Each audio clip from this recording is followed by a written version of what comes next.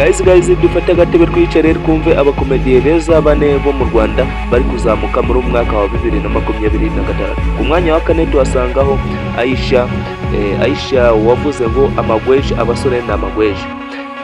Turasangaho Aisha ku mwanya wa kane wita amagweja cyangwa se wise abagabo bo mu Rwanda amagweja. Umwanya wa kane niwe tubonye Aisha. Umwanya wa gatatu turaza gusangaho umukobwa mwiza cyane ufite ikimero cyangwa se ufite amabere meza, Miss Nyambo ari ku mwanya wa gatatu, aho ari umukobwa mwiza ufite amatako meza. Mwanya wa kabiri turaza gusangaho Daddy, mwamenye cyane nka Kiramani mu muziho kugurisha amafilme cyangwa se kugurisha amafoto cyangwa se kugurisha YouTube channel.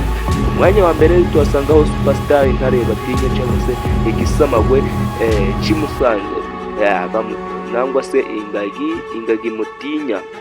Tuhasangaho Nsabi ku mwanya wa mbere, niwe mukomediye wa mbere mu Rwanda urimo kuzamuka neza muri 2026. Tubakubutse gukanda subscribe na like na share comment, ubundi nje ngita this boy.